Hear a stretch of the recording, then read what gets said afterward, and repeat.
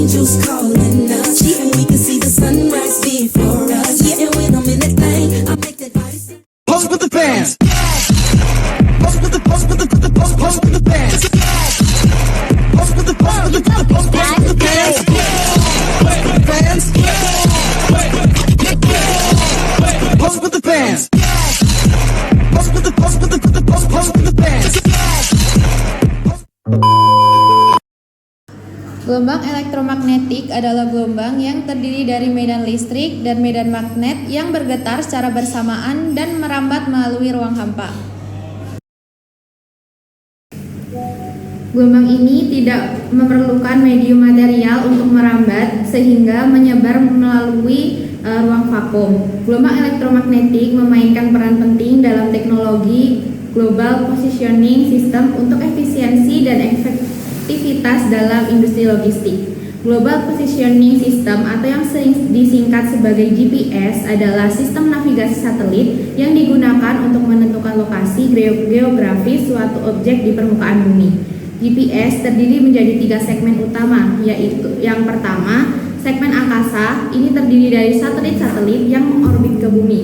Kedua, segmen kontrol terdiri atas stasiun-stasiun kontrol di bumi yang memonitoring dan mengelola satelit GPS. Yang ketiga yaitu segmen penggunaan terdiri dari perangkat-perangkat penerima GPS tersebut seperti smartphone, navigasi, dan perangkat khusus GPS lainnya.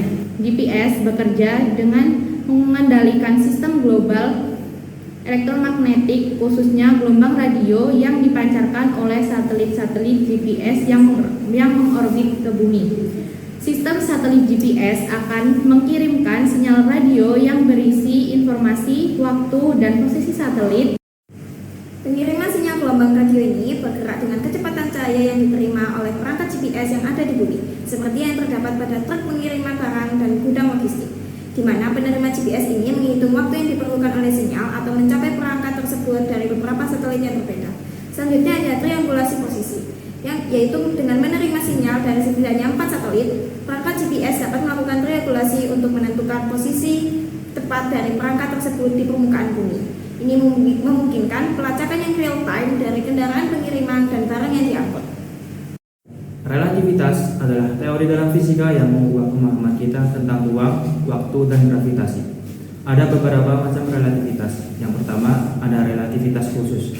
Ini menjelaskan hubungan antara ruang waktu dalam kerangka acuan yang bergerak dengan kecepatan konstan satu sama lain. Yang kedua, ada relativitas umum. Ini menjelaskan relativitas khusus untuk memasukkan gravitasi. Selanjutnya ada efek relativitas. Kekurangan GPS sangat bergantung pada waktu yang tepat karena satelit bergerak dengan kecepatan tinggi berada di medan gravitasi yang lebih lemah daripada permukaan bumi. Efek relativitas khusus dan umum harus diperhitungkan. Tanpa penyesuaian relativitas, kesalahan dalam penentuan posisi bisa sangat besar. Selanjutnya ada pengaruh lingkungan. Gelombang radio yang digunakan oleh GPS sangat dipengaruhi oleh kondisi atmosfer seperti ionosfer dan troposfer. Baik, selanjutnya ada GPS dalam industri logistik. GPS dalam industri logistik terdapat beberapa bagian. Yang ke-1, pelacakan kendaraan dan aktiva GPS. Kemungkinan pelacakan real-time kendaraan dan aset. Membantu pemantauan dan pengelolaan armada untuk rute opsional dan penggunaan kendaraan yang efisien. Yang kedua, optimasi rute dan penghematan bahan bakar. Optimasi real-time GPS memungkinkan perencanaan rute optimal, penghematan waktu dan bahan bakar, serta mengurangi emisi. Yang ketiga, manajemen stok dan inventaris. GPS memudahkan pelacakan perpindahan inventaris di gudang, memudahkan manajemen persediaan. Yang keempat, estimasi waktu kedatangan atau ETA. GPS membantu perkiraan waktu kedatangan pengiriman dan meningkatkan visibilitas dan kepuasan pelanggan. Yang kelima, keamanan dan perlindungan aset. GPS melacak dan melindungi kendaraan serta aset dari pencurian atau kerusakan dengan sistem peringatan. Yang keenam, manajemen armada. GPS mematuhi perilaku pengemudi, meningkatkan keamanan dan efisiensi operasional. Dan yang terakhir, integrasi dengan sistem manajemen rantai pasok atau SCM. Integrasi GPS dengan SCM mendukung pengelolaan dan koordinasi rantai pasok yang lebih baik dan informasi lokasi yang akurat. Untuk studi kasus, kurangnya teknologi GPS yang efektif dalam beberapa penelitian ditemukan bahwa teknologi GPS yang digunakan tidak selalu efektif dalam membantu posisi kendaraan pengiriman. Misalnya, ojek online yang tersesat saat mengantar makanan maupun orang ke tempat-tempat yang cukup sulit dijangkau seperti jalanan kecil, pada kampung pemukiman atau perkampungan. Ditemukan bahwa GPS tracker hanya dapat mencapai keakuratan monitoring posisi jalanan untuk ojek online sebesar 90%. Tentu saja itu dapat berdampak pada ketidakpuasan pelanggan.